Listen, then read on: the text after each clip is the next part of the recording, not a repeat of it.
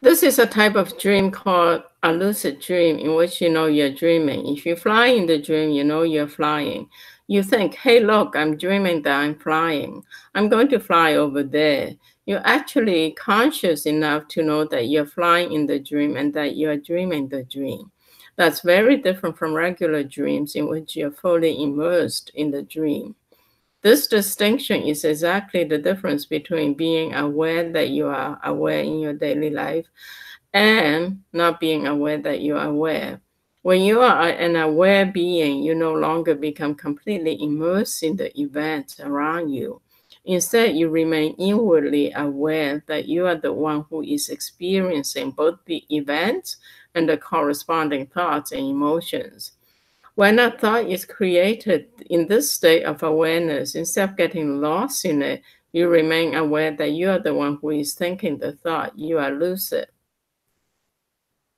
This raises some interesting questions. If you are the indwelling being who is experiencing all this, then why do these different levels of perception exist? When you are seated in the awareness of self, you are lucid. Where are you when you are not seated deeply enough inside the self to be the conscious experience of all you are experiencing? To begin with, consciousness has the ability to do what is called focus. It is part of the nature of consciousness. The essence of consciousness is awareness, and awareness has the ability to become more aware of one thing and less aware of something else. In other words, it has the ability to focus itself on certain objects. The teacher says, concentrate on what I'm saying. What does that mean? It means to focus your consciousness on one place. Teachers figure you know how to do that. Who taught you how to do that? What class in high school taught you how to take your consciousness and move it somewhere in order to focus on something? Nobody taught you that. It was intuitive and natural. You've always known how to do it. So, do we know the consciousness exists?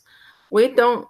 We just don't normally talk about it. You probably went through grade school, high school, and college without anyone discussing the nature of consciousness.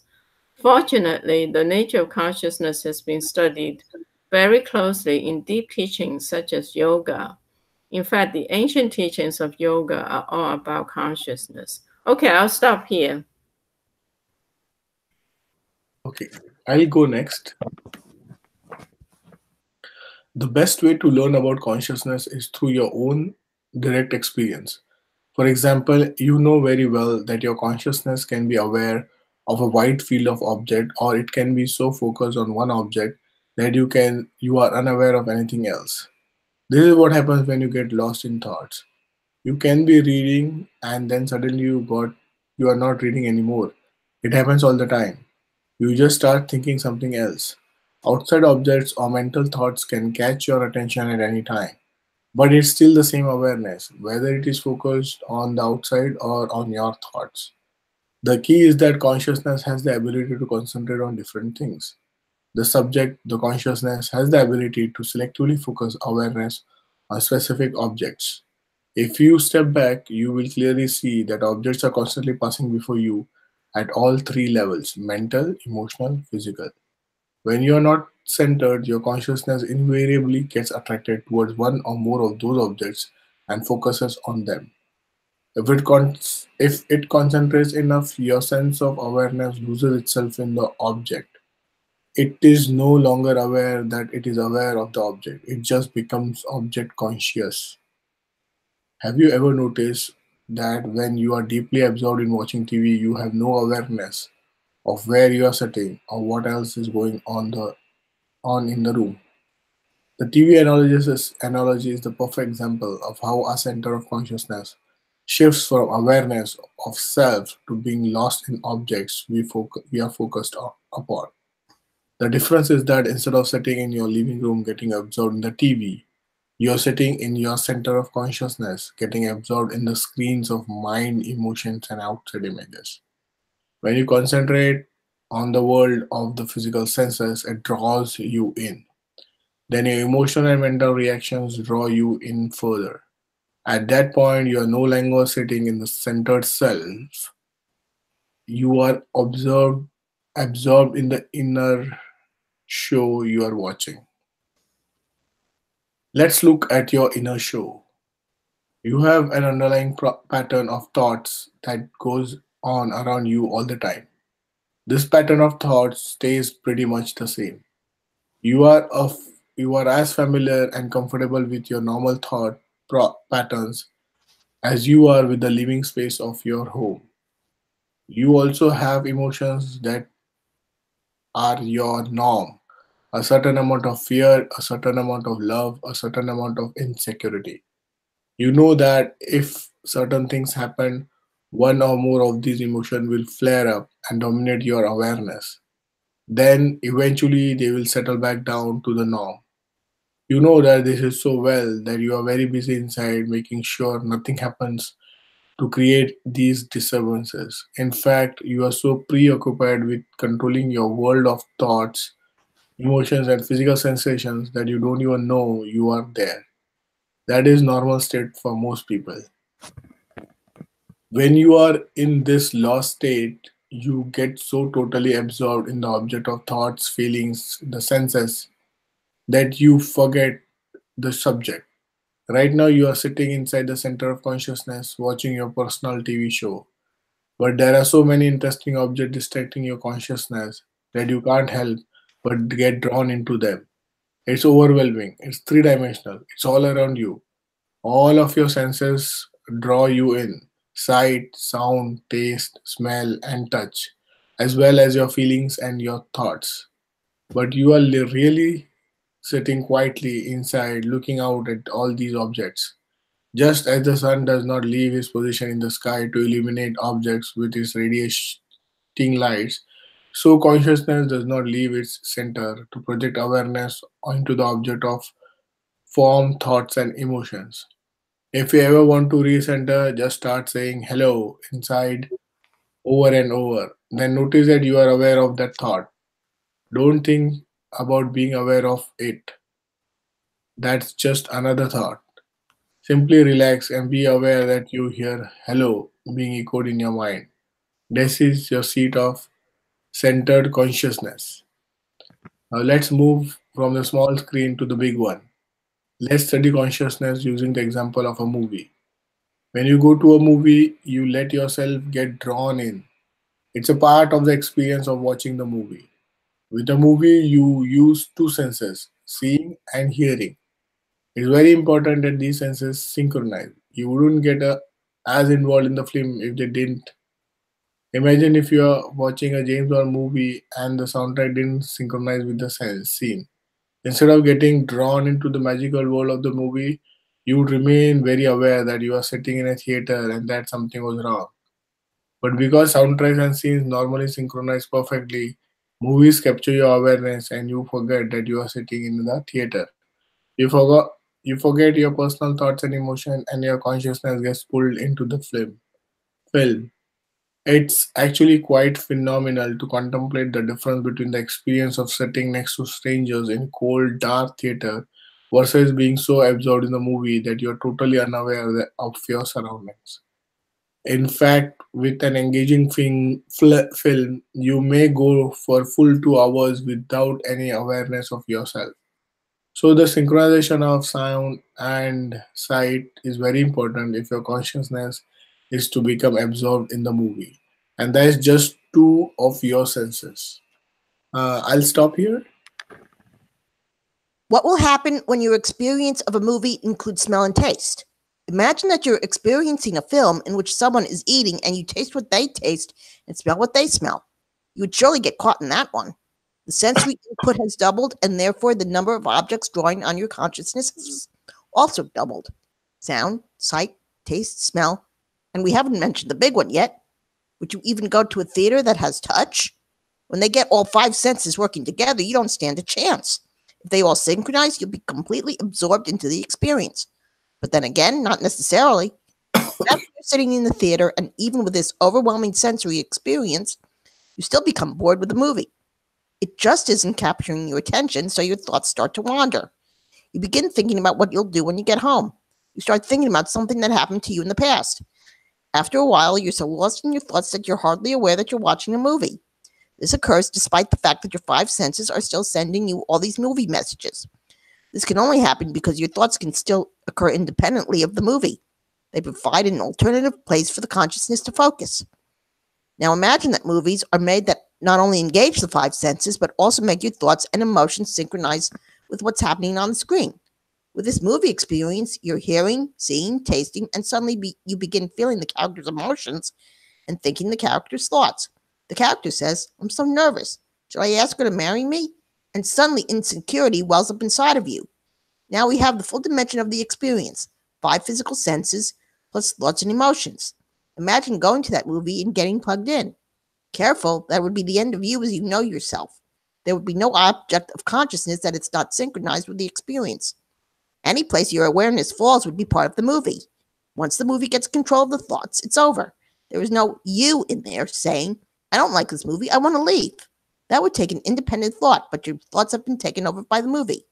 Now you are completely lost. How will you ever get out? As scary as it sounds, that is your predicament in life. Because all the objects you're aware of are synchronized, you get sucked in and are no longer aware of your separateness from the objects. The thoughts and the emotions move in accordance with the sights and the sounds. It comes in, and your consciousness gets totally absorbed in it.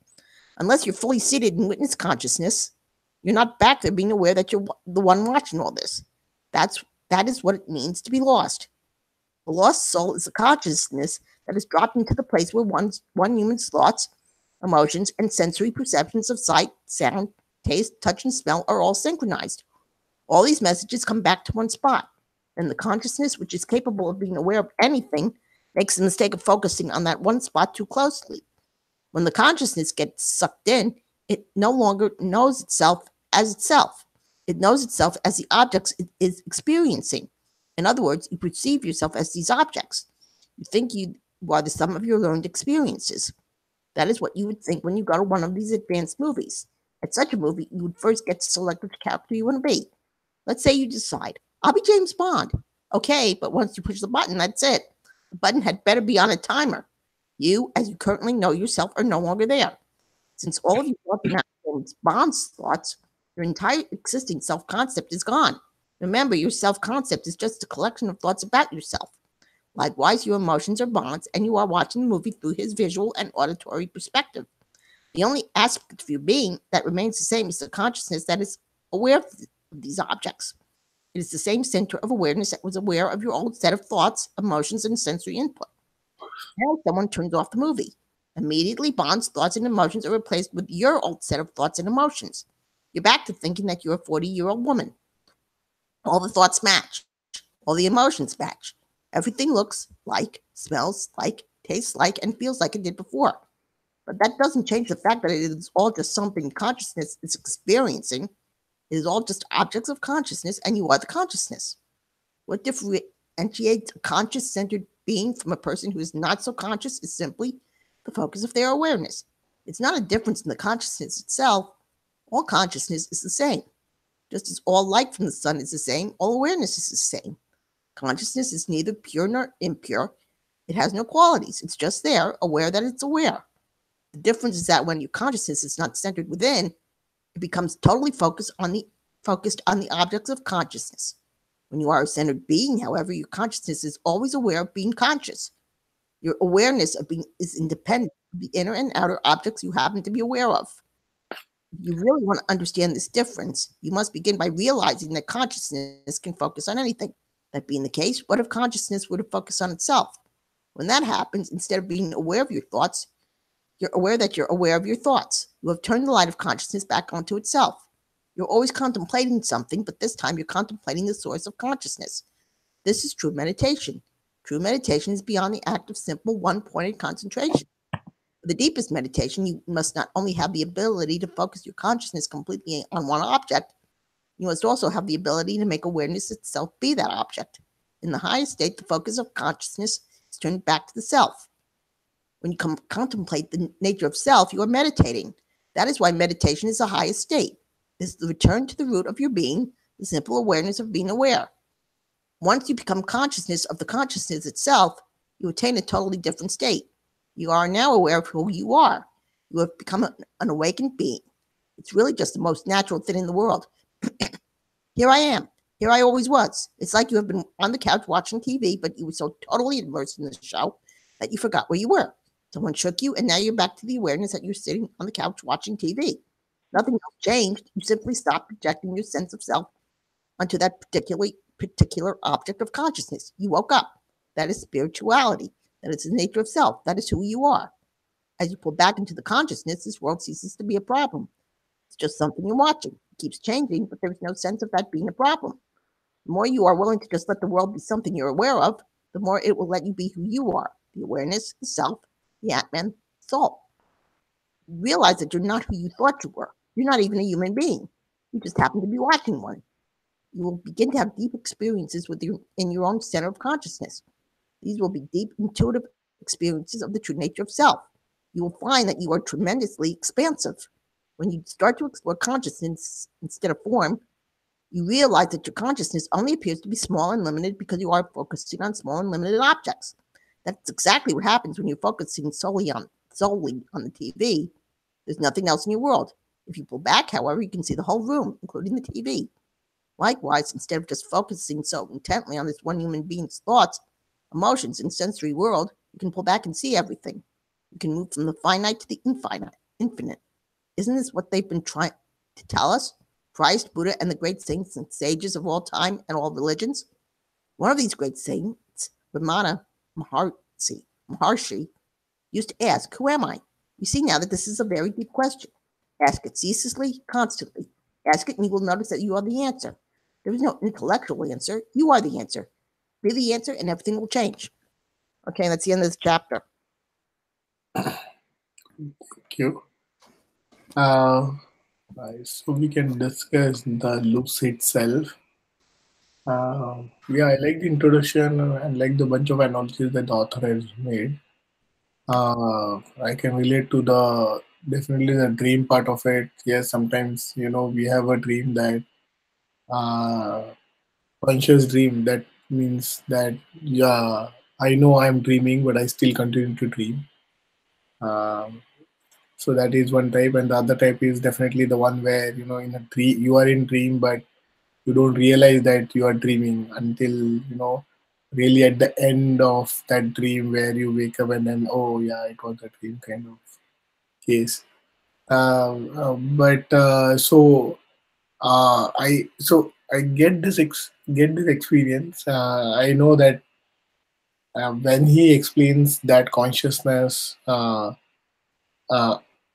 I mean, getting these both explains different, but then realizing which one is what and what to do about that thing is my question, which I'm not able to answer. So here is like, okay, yeah, I know that it is a dream. I keep it like watching yourself is what I can summarize. Like, for example, yeah, if you watch TV, you are totally immersed in it. But then, does it mean that you want to be immersed, or does it mean then you don't need to be immersed, but always keep the consciousness that oh, I am watching a TV, oh, I am watching a TV, or let's say I'm watching a movie, so it's just a movie. So do you want you to be like? Does the author wants you to be in realization state that you are watching a movie, or does he wants to be in a state where if you are engrossed in watching a movie, be engrossed in watching, like be one with it, without just basically experience it to the fullest. So uh, that's where I'm not getting the point. I know those both the feeling, but which feeling to is better, or which feeling that will make me a better meditator or a better conscious person, that's where I'm not getting.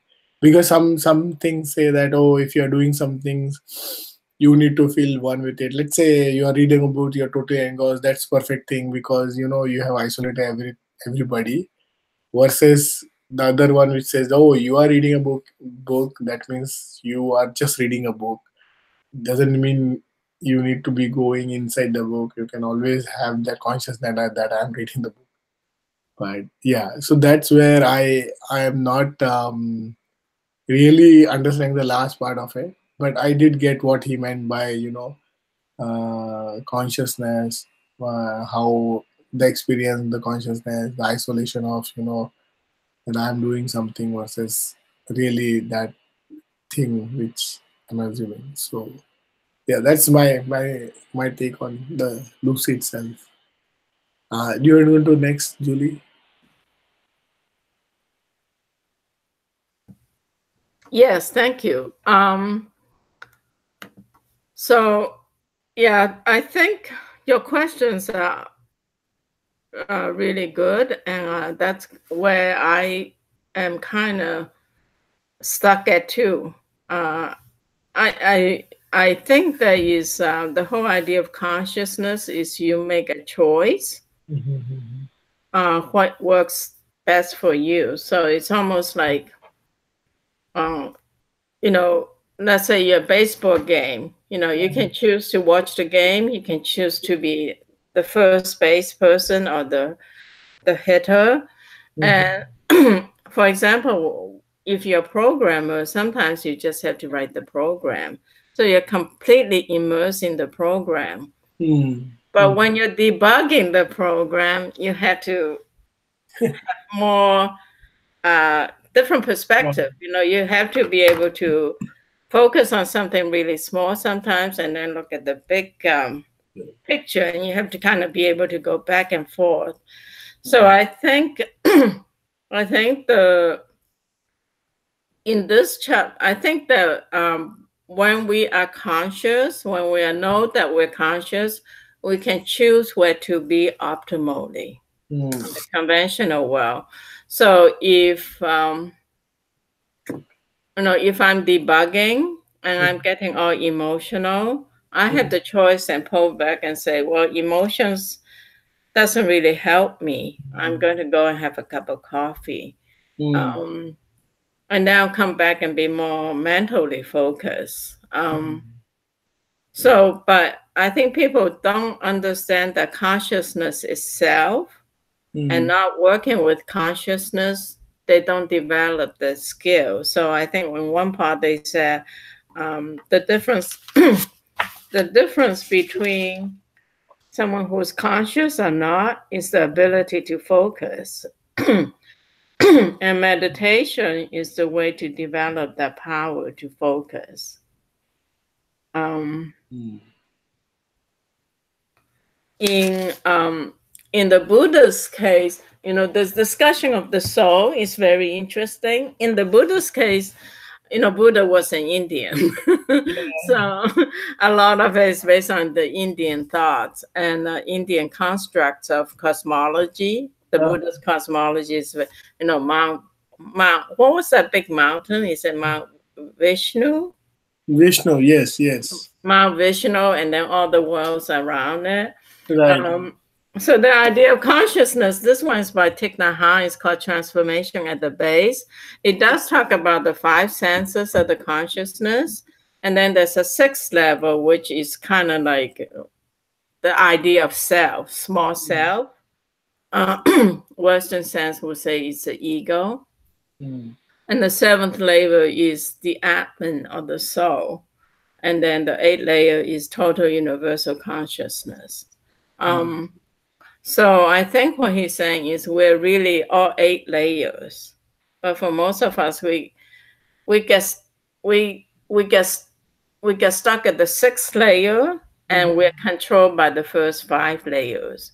So in order to get to the Atman level, I don't know that the Hindu, I never studied Hindu, has the 8th layer or not, but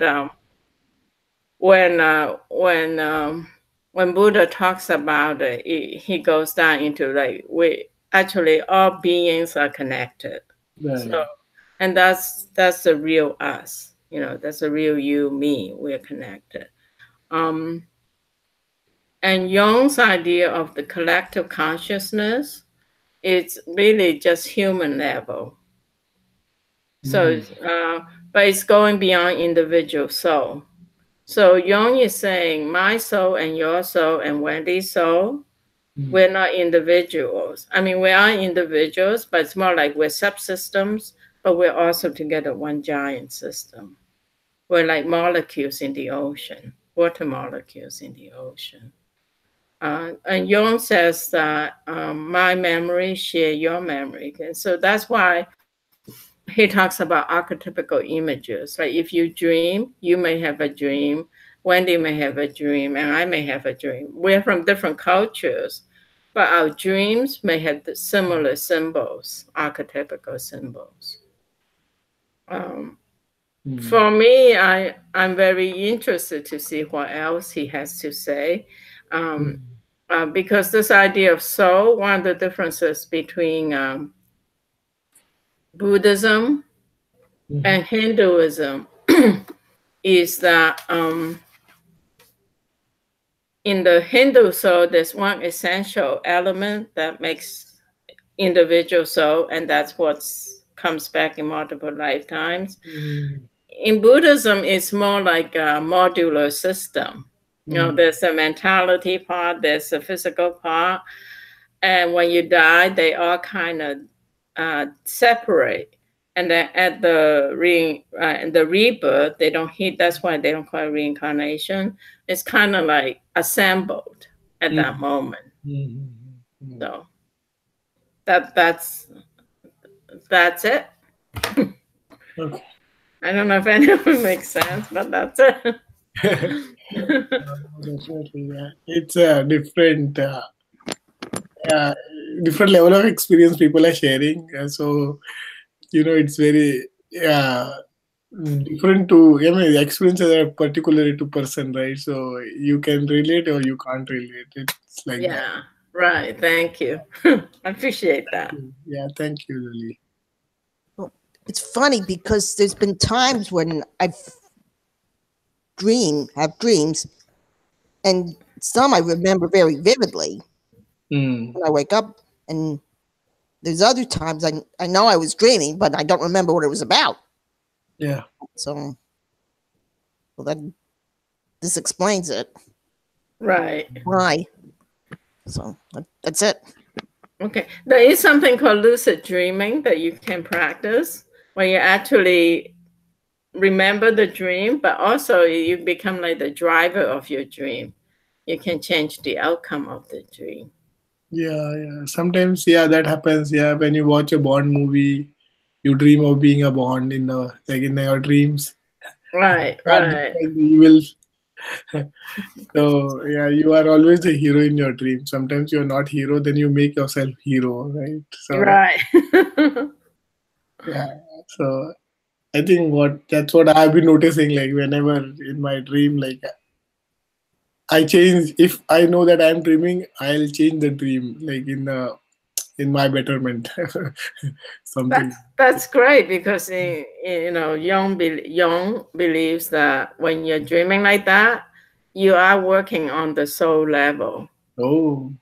So you may be experiencing something in your soul. So if you can re-script your dream, that's very powerful.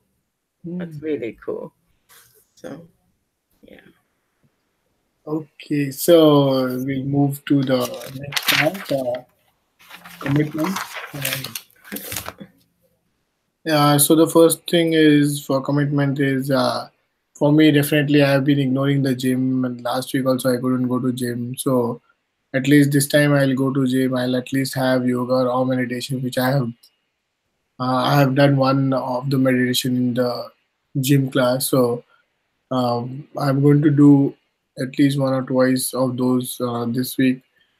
Today we have a Diwali festival. So my wife volunteers at Seattle Maharashtra Mandal. So my wife volunteers at the Gurukul, which is like the place where they teach Indian languages. So they have this festival of Diwali's celebration today. So we'll be going there today. She also performing like the group dance and there as well. So yeah, I'll be like going there and also babysitting kids for some time. So that's the plan for today.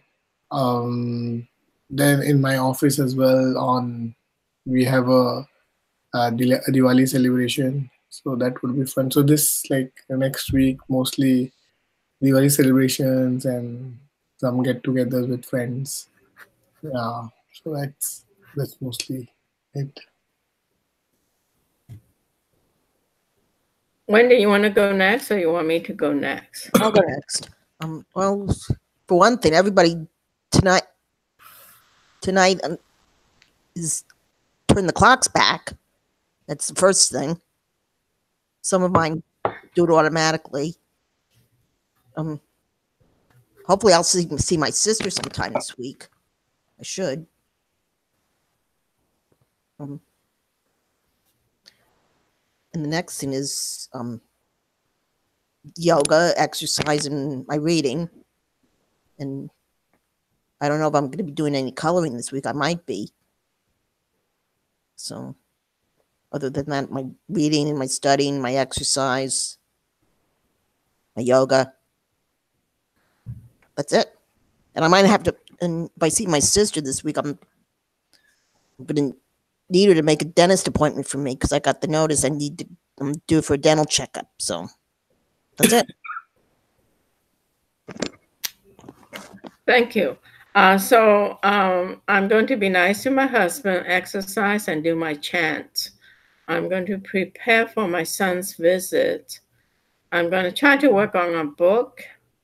I'm going to just meditate when it comes up on what this intention circle will look like. And I have to create a little video. A friend of mine created some audios, and I'm supposed to come up with some images. I think I can do it on YouTube. If not, I have to find a movie editor to do it. So that's it.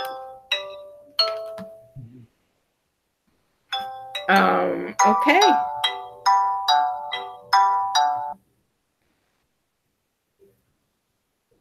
Okay. All right. Blessings and joy. Enjoy your festival with your wife. Thank you. Thanks all. Yeah, and I hope, thank you. Next week. Yeah, I hope you see your sister, Wendy. Yep. I'm sure I will. Yeah. Enjoy the wedding reception, right, Julie? That's next year. Oh, okay. They decided to get married because they've been together for 8 years. So okay. So you have nice get together then. Yeah. Thank you. I'll try to send you guys pictures. All right. Okay. Thank you. Okay. Thank you. Bye-bye. Bye.